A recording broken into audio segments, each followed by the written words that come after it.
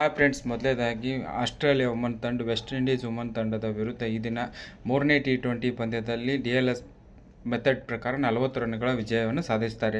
ಆಸ್ಟ್ರೇಲಿಯಾದ ಮಹಿಳಾ ತಂಡ ಮೊದಲು ಬ್ಯಾಟಿಂಗ್ ಮಾಡಿ 211ಕ್ಕೆ 7 ವಿಕೆಟ್ 20 ಓವರ್ಗಳಲ್ಲಿ ಜಾರ್ಜ್ ಓಲಿ ನಮ್ಮ RCB ಆಟಗಾರ್ತಿ ಶತಕವನ್ನು ಹೊಡಿತಾರೆ.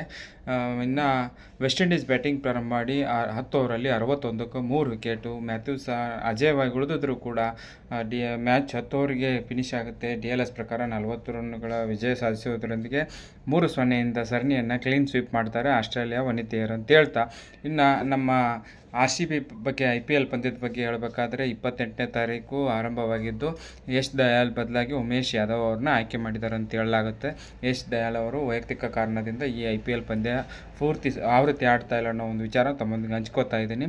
ಅದು ಬಿಟ್ಟರೆ RCB ಈ ಪಂದ್ಯ ಇನ್ನು ಚಿನ್ನಸ್ವಾಮಿ ಕ್ರೀಡಾಂಗಣದಲ್ಲಿ ಇನ್ನು ಮುಂದೆ IPL ಆಗಲಿ ಅಂತಾರಾಷ್ಟ್ರೀಯ ಕ್ರಿಕೆಟ್ ಯಾವುದೇ ಮ್ಯಾಚ್ ಆದರೂ ಕೂಡ 11 ಆಸನಗಳನ್ನು ಕಾಲು ತುಳಿತದ ಪ್ರಕರಣದಲ್ಲಿ ಸಾವನ್ನಪ್ಪಿದ 11 ಜನರ ಸೀಟನ್ನು ಕಾಯ್ದಿರಿಸ್ತಾರೆ. ಯಾವುದೇ ಕಾರಣಕ್ಕೂ ಅದನ್ನು ಸೇಲ್ ಮಾಡಲ್ಲ.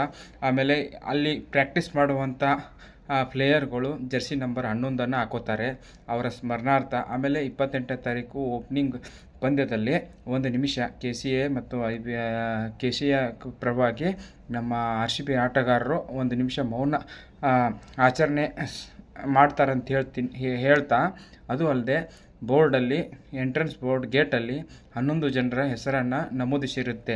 ಇದು ಶಾಶ್ವತ. ಅವರು ಒಂದು ಸಾಧನೆ ಮಾಡಿದಾರೋ ಬಿಟ್ಟಿದ್ದಾರೋ ಗೊತ್ತಿಲ್ಲ.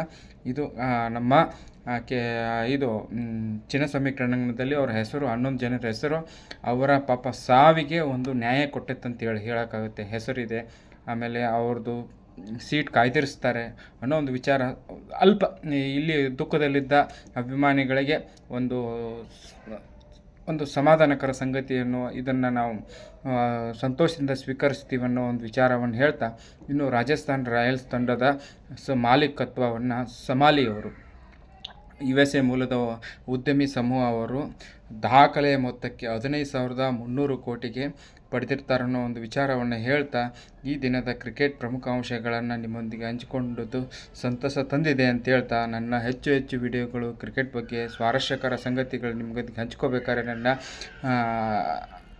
ಫಾಲೋ ಮಾಡಿ, ನನ್ನ ಸಬ್ಸ್ಕ್ರೈಬ್ ಮಾಡಿ ಅಂತ ಹೇಳ್ತಾ ನಾನು ವಿಡಿಯೋ ಮುಗಿಸ್ತಾ ಇದ್ದೀನಿ. ಜೈ ಹಿಂದ್, ಜೈ ಜವಾನ್, ಜೈ ಕಿಸಾನ್.